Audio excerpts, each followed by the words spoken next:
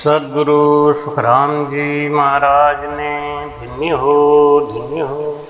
सद्गुरु युक्ति राम जी महाराज ने धन्य हो धन्य हो। सद्गुरु स्वामी श्री कुशाल दास जी महाराज ने धन्य हो। संत ज्ञानेश्वरी भाई जी महाराज ने धन्य हो।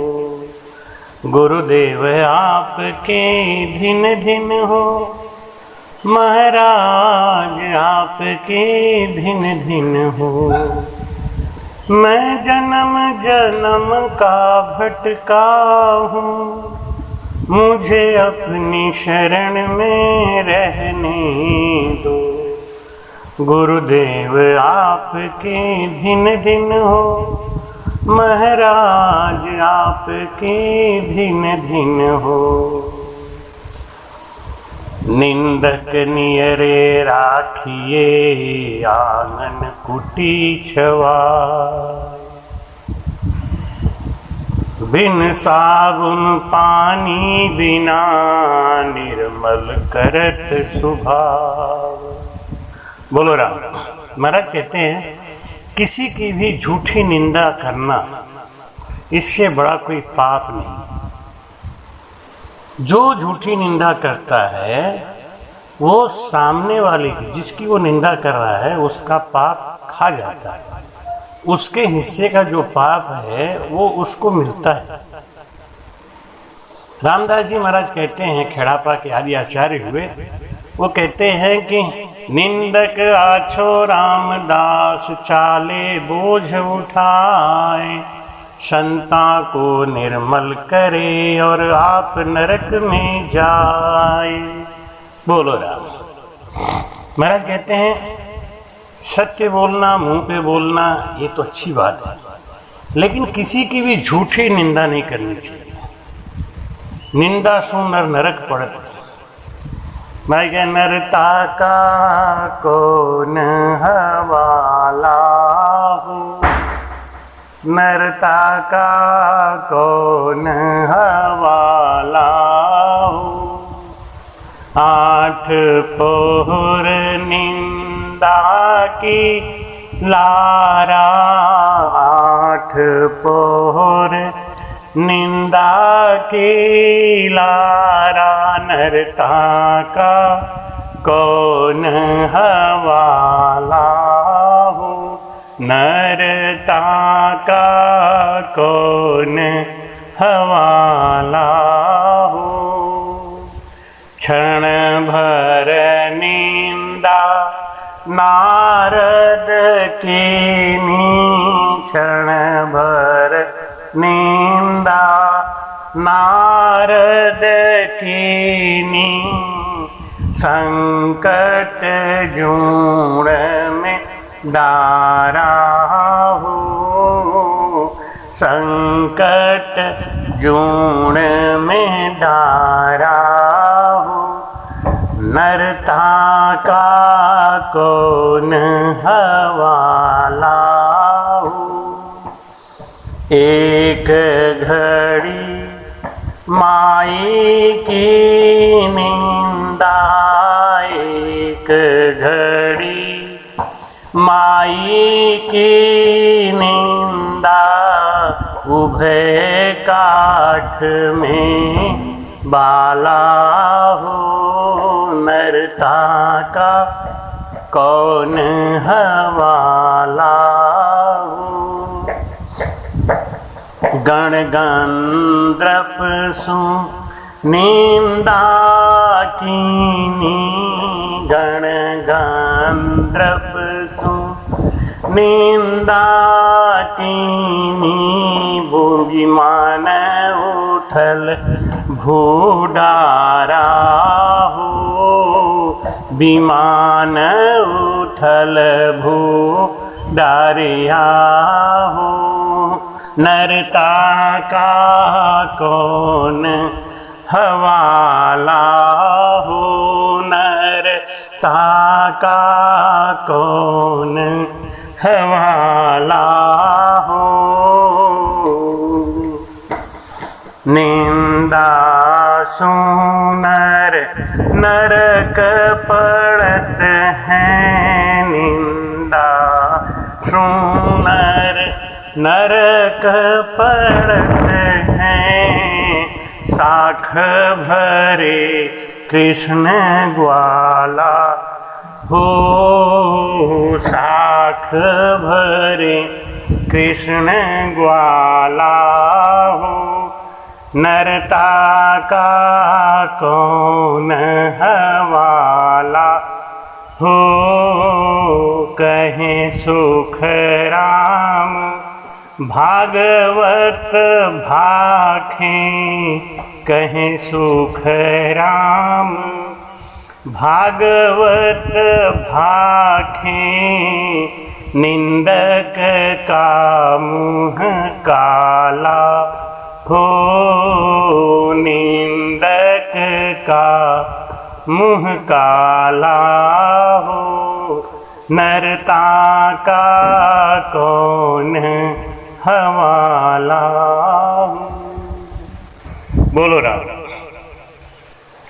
सदगुरु सुखराम जी महाराज कहते हैं कि आदमी की तो औकात क्या है।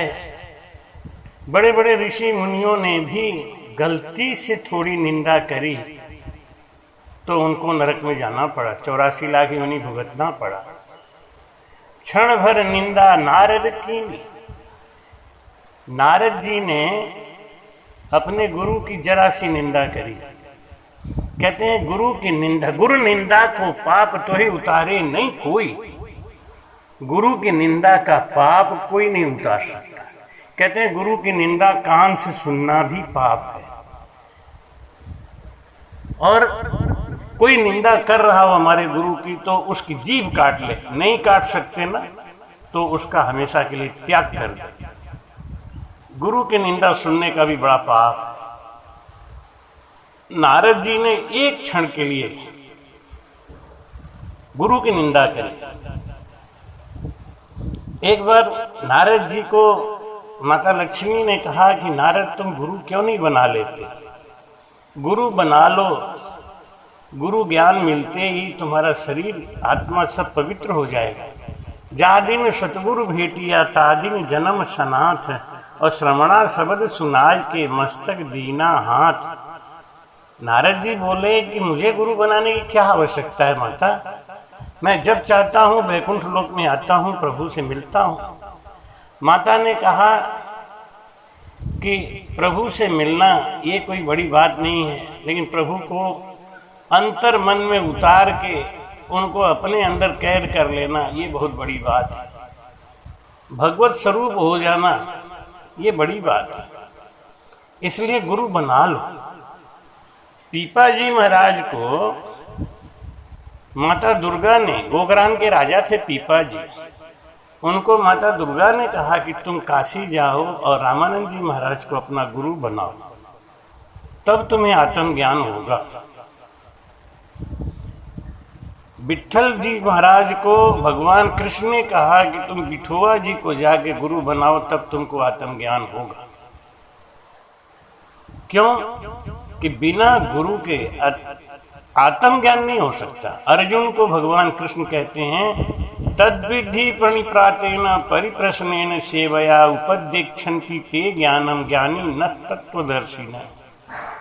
हे अर्जुन, तत्व ज्ञान अगर पाना चाहते हो तो तत्वज्ञानी संत के शरण में जाओ, उसको गुरु बनाओ, उसकी सेवा करो। उसके अंदर जब वो खुशी आती है तो अपने आप ही तुम्हारे अंदर वो तत्व ज्ञान आ जाएगा। देना नहीं पड़ता, स्वतः ही। जैसे पानी का गर्म पानी अगर आप गिलास में डालें तो गिलास स्वतः ही गर्म हो जाता है, और उसमें ठंडा पानी डालें तो गिलास के सतह पे स्वतः ही वो ठंडी ठंडी बूंदें आ जाती है। माता के कहने से नारद जी ने प्रभु से पूछा कि प्रभु मैं गुरु किसको बनाऊं। प्रभु ने कहा मृत्युलोक में जाओ और अवंतिका नगरी के किला के सामने जाके खड़े हो जाना। वहाँ जो भी तुमको गेट पे पहला ब्राह्मण मिले, कोई भी मिले, उसको गुरु बना लेना। नारद जी आए, भगवान विष्णु ने कहा केवल 4 दिन का मौका है, इन 4 दिनों में बना सको तो बना ले। नारद जी आए, सुबह सुबह नदी में स्नान किया और किला का गेट खुलने का इंतजार कर रहे थे। जब फाटक खुला तो सामने देखते क्या है, एक मछुआरा, काला रंग, सर पे टोकरी रखे हुए, टोकरी में वो कटार रखे हुए, कंधे पे जाल रखे हुए मछली मारने के लिए जा रहा था। नारद जी ने देखा, उस आदमी को बोला, भाई मुझे गुरु बनाना था, लेकिन आपका स्वरूप मुझे पसंद नहीं है, मैं इस स्वरूप वाले को गुरु कैसे बना सकता हूँ। कालू जी महाराज बोले कि बिल्कुल सत्य कह रहे हैं आप, मैं नीच कर्म करने वाला पापी अधम जीव, आप जैसे ऋषि का गुरु मैं बन भी तो नहीं सकता। नारद जी ने सोचा चलो एक दिन खोटी हो गई, अभी 3 दिन बचा है। तब नारद जी ने सोचा अब क्या करूं, इस गेट से तो वो कालू निकलेंगे, तो वो दूसरे गेट पे चले गए। उस नगर के 4 दरवाजे थे बाहर निकलने के। सुबह हुआ, दरवाजा खुला, जब गेट नंबर 2 खुला तो कालू जी महाराज सामने खड़े। नारद जी ने कहा भाई तुम इधर से क्यों आए? कालू जी बोले कि मैंने देखा कि आप इस गेट के बाहर रहते हो 1 नंबर के सामने, मैं उधर से निकला तो आपका फिर खोटा हो जाएगा, इसलिए मैं 2 नंबर से निकला, आप इधर कैसे आ गए? नारद जी ने कहा मैं भी तो यही सोच रहा था। ठीक है कोई बात नहीं है, मेरे पास 2 दिन और है, मैं गुरु बना ही लूँगा। तीसरे दिन भी यही घटना हुई और कालू महाराज इनको फिर मिले। नारद जी ने कहा भाई तुम क्यों बार बार हमारा दिन खोटा कर रहे हो? पहले आदमी को गुरु बनाना है और तुम पहला आदमी ऐसे मिल रहे हो, मैं आपको गुरु नहीं बना सकता। विष्णु भगवान आए। विष्णु भगवान ने कहा क्यों भाई नारद, तुमने गुरु बनाया क्या? नारद जी बोले कि नहीं, बस 1 दिन और है, मैं बना लूँगा। विष्णु भगवान के सावधान हो जाओ, 1 ही दिन बचा है। चौथे दिन नारद जी चौथे गेट पे गए, कालू जी महाराज भी चौथे गेट पे गए। उन्होंने सोचा कि ये गेट सुरक्षित रहेगा। जैसे ही गेट खुला, सामने कालू जी महाराज को देख के नारद को झल्लाहट आ गई। नारद बोले कि तुम कहाँ से मेरी किस्मत में पड़ गए हो? चलो कोई बात नहीं है, अब मैं तुमको गुरु बना ही लेता हूँ, लेकिन ये बात किसी को बोलना नहीं कि नारद जैसा ऋषि मेरा चेला है। मेरी मजबूरी है, आज मेरा आखिरी दिन था, इसलिए आपको गुरु बना रहा। विष्णु भगवान ने नारद जी से पूछा क्यों नारद गुरु बनाए क्या? कि हाँ महाराज बना के, कि चलो तुम्हारा कल्याण हो जाएगा। विष्णु भगवान सब जानते थे। एक दिन विष्णु भगवान ने सब ऋषियों को बुलाया और कहा कि आप लोग अपने अपने गुरु महाराज का जय बोलो। सब ऋषि अपने अपने गुरु महाराज का जय बोल रहे थे। नारद जी के मन में आया कि कोई अगस्त मुनि का नाम ले रहा है, कोई विश्वामित्र का नाम ले रहा है, कोई वशिष्ठ का नाम ले रहा है, कोई अंगिरा का नाम ले रहा है, कोई अत्रि का नाम ले रहा है, मैं अपने गुरु का नाम क्या लूं? तो नारद जी का जब नंबर आया जयकारा बोलने का, नारद जी चुप रह गए। विष्णु भगवान ने कहा भाई जयकारा बंद क्यों हो गया? जय विजय ने कहा महाराज नारद जी अपने गुरु का नाम नहीं ले रहे। विष्णु भगवान ने कहा नारद तुमने गुरु बनाया है ना? कि हाँ महाराज बनाया तो है, लेकिन बस केवल लेकिन लगा दिया।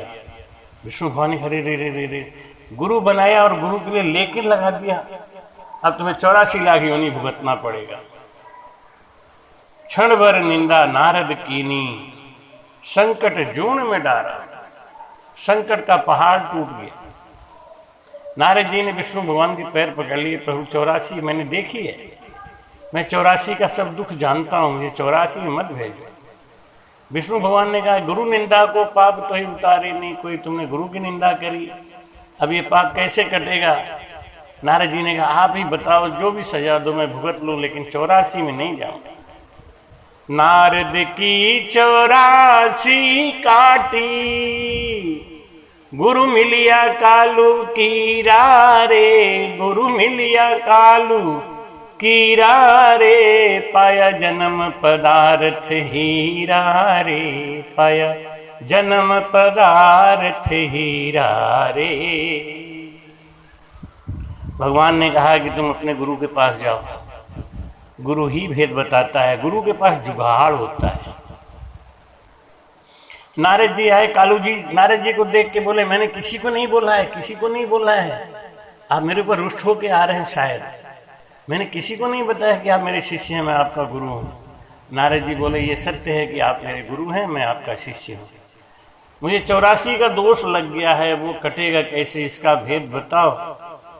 कालू जी महाराज ने कहा कि मैं क्या बता सकता हूँ, मैं भी अनपढ़ गंवार आदमी, मैं कुछ जानता ही नहीं। कि नहीं नहीं आपके पास जुगाड़ है, जुगाड़ बताइए। कालू जी बोले एक जुगाड़ है। क्या?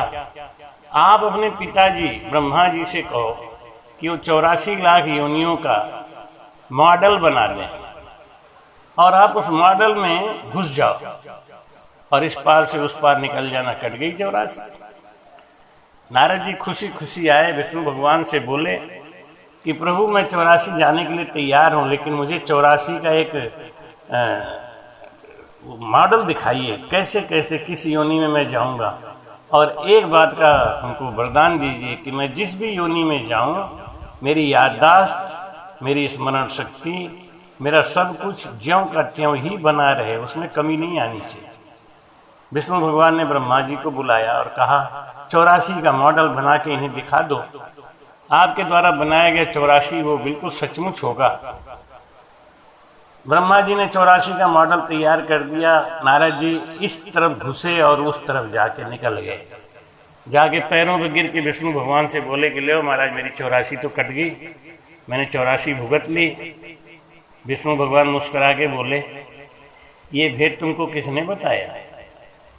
तो नारद जी बोले खुश हो के गुरुदेव आपके धिन धिन हो, महाराज आपके धिन धिन हो। कालू जी महाराज की जय। क्षण भर निंदा नारद कीनी, संकट जूण में डाला हो। कितना संकट आ गया जरा सी निंदा करने पर। आदमी का क्या होगा जो 8 पहर 64 घड़ी निंदा ही निंदा करता रहता है दूसरे की, वो उसका क्या हवाला होगा। एक राजा था, वो राजा जब शिकार खेलने के लिए सुबह सुबह निकला तो उसके सामने एक फकीर आके खड़ा हो गया, एक साधु आके खड़े हुए। साधु ने कहा कि राजन मुझे कुछ भिक्षा दे दो, मेरा नियम है मैं केवल एक दिन में एक बार में एक ही आदमी के सामने हाथ पसारता हूँ, जो मिल जाता है उससे पेट भरता हूँ, नहीं मिलता तो मैं भूखा ही रह जाता। राजा ने सोचा कि ये तो हमारा यात्रा ही खंडित कर दिया, इसलिए गुस्से में मंत्री इसको हमारे घोड़े का लीद दे दो, ऐसा आदेश दे दिया। अब वो घोड़े के लीद को खप्पर में डाल दिया मंत्री ने। संतोषी थे वो संत, अपना गए छप्पर के बगल में वो लीद खप्पर से निकाल के रख दिया और बैठ के भजन करने लगे। समझ लिया कि आज मेरे योग में भोजन प्रसाद है ही नहीं। अब वो लीद दिनों दिन बढ़ती चली गई, बढ़ती चली गई। 6 महीने के बाद राजा उधर से निकला। राजा ने मंत्री से पूछा कि मंत्री 6 महीने पहले हम लोग इधर से गुजरे थे, तब तो यहाँ ऐसा पहाड़ नहीं दिख रहा था, ये गोबर का इतना बड़ा पहाड़ कहाँ से आ गया? ऐसा तो नहीं कोई पड़ोसी राजा अपनी सेना लेके इधर से निकला हो, क्योंकि इतने घोड़ों की लीद कहाँ से आए, पता करो, वहाँ जाओ। मंत्री जाके वहाँ देखा तो एक बाबा बैठ के तप कर रहे थे। मंत्री ने कहा बाबा 6 महीने पहले हम इधर से गुजरे थे, तब यहाँ कोई लीद का पहाड़ नहीं था, आज इतना बड़ा लीद का पहाड़ क्यों और कहाँ से हुआ? बाबा मुस्कुरा के बोले किसी राजा ने हमको दान दिया है। फकीर को दिया हुआ दान, साधु संत को दिया हुआ दान बढ़ता है। कोई सोने का दान देता है, कोई वस्त्र का दान देता है। वैसे संसार में सबसे बड़ा अति दान में आता है भूमि का दान। इसको करते ही हमारे पाप नष्ट हो जाते हैं। कुछ पाप ऐसे होते हैं जो हमको करते ही नष्ट हो जाते हैं, जैसे भूमि दान, उसके बाद गौ दान, उसके बाद कन्या दान और उसके बाद सोने का दान। ये 4 अति दान में आते हैं। इसको करते ही हमारा पाप नष्ट हो जाता है। लेकिन दान हमेशा सुपात्र को करना चाहिए। गरुड़ पुराण में आता है कि कुपात्र को दिया हुआ दान, दान देने वाला और वो दान लेने वाला कुपात्री, ये दोनों नरक में जाते हैं। हम लोग सोचते हैं चलो हमारा तो फर्ज था, हमने कर दिया, ये बाबा चाहे कुछ भी करें। नहीं, अगर आपको पता नहीं है तो मत करिए दान, लेकिन करो तो सुपात्र को, दिल खोल के करो, खूब करो।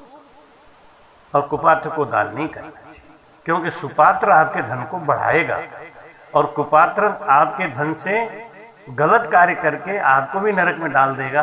अपने तो जाना ही जाना। बाबा ने कहा कि मुझे एक राजा ने ये दान दिया है और इस दान की वजह से मैं उनको बढ़ा रहा हूँ, ये लीड उनका दिया हुआ दान है। मंत्री ने आगे कहा, राजन आपने जो दान दिया है वही दान बढ़ रहा है और वो आपको ही खाना पड़ेगा। राजा बोला कि मैं इस दान को खाऊंगा, मैं घोड़े की लीद खाऊंगा कि महाराज खाना ही पड़ेगा। राजा उदास हो गया। उसने मंत्री से कहा कि तुम जाके बात करो उस फकीर से, उस साधु से, और इसका कोई जुगाड़ पूछो। संतों के पास जुगाड़ होता है। मैं हमेशा से जुगाड़ शब्द का इस्तेमाल करता हूँ और लोग सुन के हंसते हैं। जुगाड़ माने क्या होता है कि अकल लगाना किसी चीज़ में, जिसका कोई काट नहीं है वो जुगाड़ लगता है। वहाँ जुगाड़ साधु संत लगाते हैं। मंत्री ने आगे राजा से, फकीर से पूछा कि फकीर साधु बाबा, क्या कोई ऐसा उपाय है कि ये लीद राजा को नहीं खाना पड़े? क्या कोई ऐसा उपाय है कि ये लीद नष्ट भी हो जाए और राजा को खाना भी नहीं पड़े? कोई ऐसा जुगाड़ हो तो आपके नगर के राजा हैं वो, उनके हित के लिए आप कुछ करो।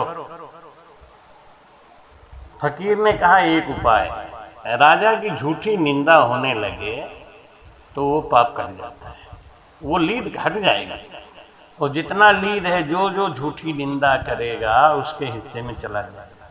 यहाँ सावधान ये रहना है, जिसके बारे में निंदा अलग चीज़ है, निर्णय अलग चीज़ है। निंदा किसको कहते हैं? जिसके बारे में आपको पता ही नहीं है, किसी सुनी हुई बात का प्रचार करना, ये निंदा में आता है। जिस पे आपको विश्वास है, जो आप सचमुच जानते हैं, बस उसी बात का प्रचार करें। जो बात आपको पता ही नहीं है उसका प्रचार भी नहीं करें। मंत्री ने पूछा, ऐसा क्या उपाय करें, वो जुगाड़ बताइए। साधु ने कहा कि राजा से कहो कि अपनी कन्या के संग रानी का त्याग करके जंगल में अकेला रहना शुरू कर दे।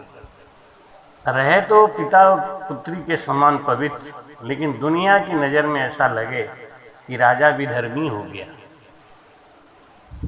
अब राजा अपनी लड़की के संग जाके जंगल में रहने लगा और जंगल में आके जब रहने लगा तो प्रजा में बात फैल गई कि राजा ने रानी को त्याग दे दिया, छोड़ दिया।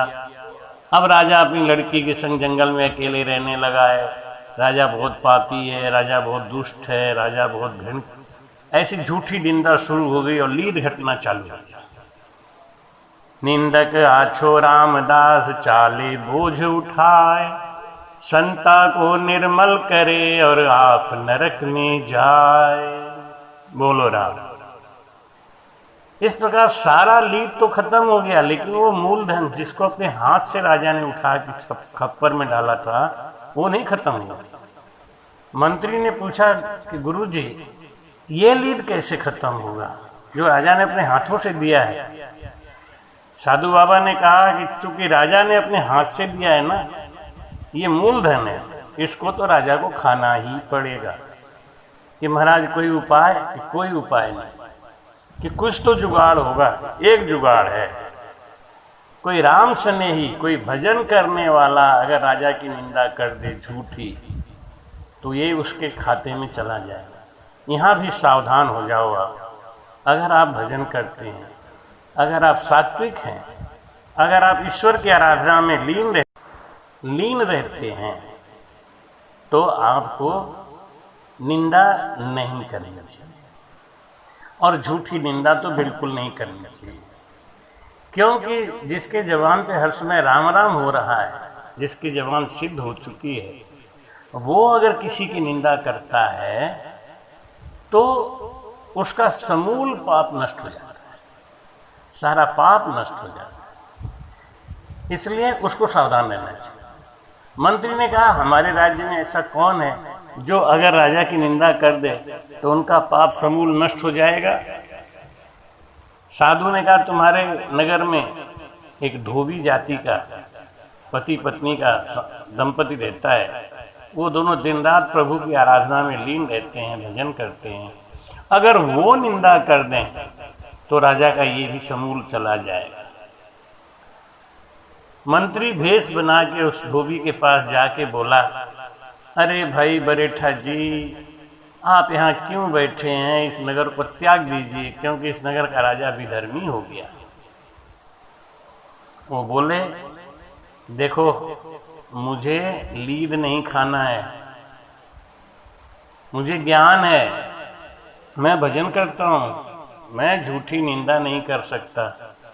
करसी सोई भुगत सी प्राणी पुण्य और पाप, सुन जो सब सुख राम कहें, कुण बेटो कुण बाप। जो करेगा वो भरेगा। कबीरा तेरी झोपड़ी कटखन्नों के पास, करेगा सो भरेगा तू क्यों होत उदास। जो करेगा वो अपने आप भरेगा, तुम उदास क्यों हो रहे हो। मंत्री निराश होकर लौट आया, राजा को बोला कि महाराज वो मूलधन आपको खाना ही पड़ेगा, क्योंकि एक आस था वो भी टूट गया। राजा ने कहा कि मुझे 6 महीना हो गया, मेरा भेष बदल गया, मेरी दाढ़ी बढ़ गई, नाखून बढ़ गया, वेशभूषा बदल के मैं चलता हूँ, उस साधु से ही अपनी निंदा कराऊंगा। और राजा आया और वो साधु को बोला कि महाराज आप इस नगर से बाहर चले जाओ, इस नगर का राजा बहुत पापी हो गया है, सुना है अपनी कन्या के संग जंगल में रहता है। बाबा बोले राजा साहब मैंने ही रास्ता बताया और मुझे ही धोखा, मुझे लीद नहीं खानी, ये लीद तो आपको ही खानी पड़ेगी। दिया है आपने ना, आपने दिया है, आपको खाना पड़ेगा, सीधी सी बात है। राजा पैरों पे गिर गए, महाराज मुझे गोबर का कीड़ा बनना पड़ेगा। क्यों, तो बनना ही पड़ेगा, ये गोबर आपको ही खाना पड़ेगा, ये लीद आपको खानी पड़ेगी। राजा ने कहा मैं आपका जीवन भर आभारी रहूंगा, मैं आपको अपना गुरु मानता हूँ, मेरा ये ऋण खत्म कर दो आप। ये शरीर जब पैदा होता है ना तो इसके ऊपर देवताओं का ऋण है। क्यों, 5 तत्व का शरीर बनाना ये देवताओं का ऋण है, माता पिता का ऋण है, पितरों का ऋण है और ऋषि ऋण है। इसको हम कैसे पूरा करते हैं कि जब हम शादी करके और कुलीन कन्या से कुलीन पुत्र पैदा करते हैं तो हमारा पितरों का दोष उतर जाता है। जब देवताओं का हम पूजन करते हैं इस शरीर के द्वारा, क्योंकि देवताओं के द्वारा ही हमको अन्न जल वायु मिलता है, उनको जब हवन यज्ञ करते हैं तो उनका ऋण पूरा हो जाता है।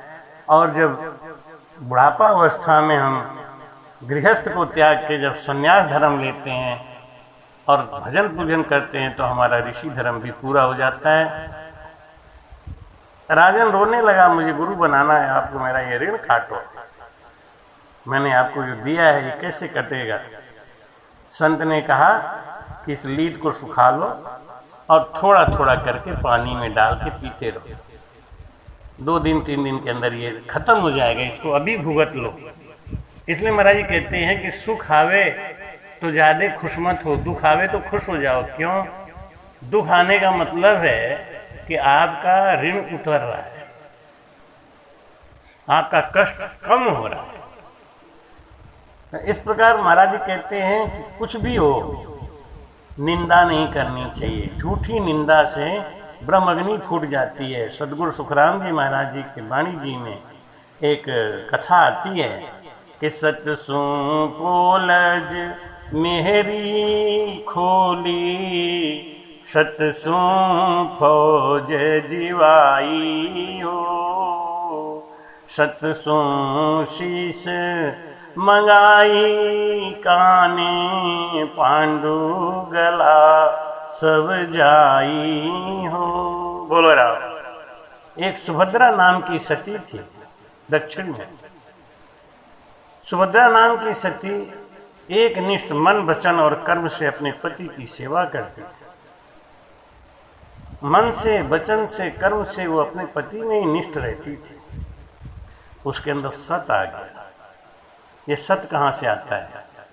जब हमारे अंदर द्वितीय भाव खत्म हो जाता है, हम गुरु भी बना लेते हैं और पूजा पाठ भी करते रहते हैं, वे भी करते रहते हैं, गुरु आज्ञा पे चलते नहीं। ये द्वितीय भाव। शादी भी कर लिया, पति भी बना लिया, फिर अपने पुराने रिश्तों को भी निभाने लगे। ये द्वितीय भाव। तो महाराज कहते हैं सुभद्रा सती सबकी सेवा करती, सबसे प्रेम करती, लेकिन अपना मन अपने पति में रखती। एक दिन उनके दरवाजे पे एक संत आए। उस संत के आंख में कोई थूथड़ा गिर गया था। आंख से डबर डबर आंसू गिर रहे थे। सुभद्रा सती ने पूछा, बाबा आपके आंख में कुछ तकलीफ है? बेटा कोई कण गिर गया। सती ने सोचा संत को दुख हो रहा है, लेकिन संत को मैं स्पर्श कैसे करूं? पराये पुरुष का स्पर्श सती के लिए मना है। सुभद्रा सती ने कहा संत से कि तुम अपना आंख खोल दो और जीभ से मैं थूथड़ा निकाल दूंगी। जीभ से थूथड़ा निकाल रही थी, उसी समय उनकी बिंदिया, उसका जो सिंदूर था वो ऋषि संत के माथे पे लग गया। इसका ध्यान ना संत ने दिया और ना सती ने दिया। दूसरे दरवाजे में भिक्षा लेने संत गए तो उसकी औरत ने देखा संत के माथे पे ये बिंदिया लगी, सिंदूर लगा। इसका क्या मतलब है? उस औरत ने पूछा कि गुरुजी आप कहाँ से प्रसाद लेके आ रहे हैं? कि ये तुम्हारे पड़ोस के घर से। लो, मौका मिल गया ना निंदा करने की, झूठी निंदा। अब उसने चारों तरफ प्रचार कर दिया कि ये सती नहीं है, ये व्यभिचारिणी है, ये भ्रष्ट है। मैंने अपनी आंखों से इसके घर में से संत को निकलते देखा, संत के माथे में बिंदिया लगी हुई थी। ऐसा प्रचार करना शुरू किया। पूरे नगर में ब्रह्म अग्नि फूट गई। रात को जब सब सोए, नगर का मेन 7 गेट था, वो 7 गेट किला का जो चारों तरफ था बंद हो गया। रात को आधी रात को ब्रह्म अग्नि फूट गई, चारों तरफ आग ही आग। राजा बड़ा चिंता करने लगा। सिपाहियों को आदेश किया कि गेट खोल दो, सारी जनता बाहर निकल जाए। गेट जाम हो गया, गेट खुले ही नहीं। राजा ने बुलाया राजगुरु को और पूछा कि कौन से पाप के कारण ब्रह्म अग्नि लगी, कौन से पाप के कारण ये दरवाजे जड़ गए। सदगुरु सुखराम जी महाराज जी की वाणी जी की कथा है। राजगुरु ने बताया कि आपके नगर में सती और संत की गलत निंदा हो रही है, झूठी निंदा हो रही है, इसका पाप उतरेगा नहीं। राजा ने कहा कि कैसे समन कैसे होगा, शांत कैसे होगा? कि उस सती को बुलाओ, उससे क्षमा मांगो, उस सती को राजी करो। राजा ने कहा वो सती कौन है, मुझे कैसे पता चले? राजगुरु ने कहा कि वही सती होगी जो इस दरवाजे को खोल देगी, उसी से क्षमा मांगो। राजा ने ढिढोरा पिटवाया, जल्दी से जल्दी जितनी औरतें हैं सब जाके गेट को छुए, गेट खोल दें, जो सती है गेट खोल देगी। सारे नगर की बहुएं स्त्रियां सब गईं, दरवाज़ा खोले, लेकिन हिला भी नहीं। सुभद्रा सती ने कहा अपने सासू से, माता जी मैं भी जाऊं क्या, मैं भी देखूं? माता ने कहा जाओ। सुभद्रा सती आई, अपने हाथ में जल लेके बोली कि हे वरुण देव, अगर मैं मन वचन कर्म से अपने पति के अधीन रहती हूँ, अगर मैं सचमुच सती हूँ, मुझे पता नहीं कि मेरे अंदर सत्य है या नहीं, लेकिन मुझे विश्वास है कि आप मेरी सहायता करोगे। ऐसा करके पानी छिड़का, चट दरवाज़ा खुल गया। राजा ने कहा अरे अरे अरे, सती का पता चल गया। ये सती तू दूसरा भी दरवाज़ा खोल दे, तीसरा भी खोल दे। ऐसे 6 दरवाजे खुलवाया राजा ने और सब नगर को बुला के क्षमा मंगाई। कहा 7वां खोल दे बेटा। सुभद्रा सती ने कहा मैं 7वां दरवाज़ा नहीं खोलूंगी, क्योंकि 7वें को भी खोल दिया तो औरतों की परीक्षा आगे कैसे होगी, कौन सती है कौन नहीं है, इसलिए ये 7वां दरवाज़ा मैं नहीं खोलूंगी, ये तो कोई और सती ही खोलेगी। राजा ने सब औरतों को बुलाया और सबका मुंडन करा के मुंह में कालिक पोत के अंदर कर दिया कि ऐसी सती स्त्री की तुम लोग निंदा करती हो, शर्म नहीं आती, तुम्हारे अपराध की वजह से ब्रह्मअग्नि लग गई। तुम्हारी कहते हैं कि इस संसार में आके दीजे तो अन्न दान कुरे, लीजे तो हरिना, तजिए तो पर तात कुरे, करिए तो पर काज भजो तो राम भजी जोरे, हरि बिन दूर तजी जोरे। इसे नर्तन पाके भजन करो, परमात्मा का ध्यान करो, परमात्मा का याद करो और निंदा किसी की मत करो। क्यों? करेगा सो भरेगा, क्यों हो तो उदास। सबको अपने अपने करनी का फल मिलने वाला है। बैठे बैठे पाप क्यों कमाओ, बैठे बैठे भजन करो, सत्संग करो,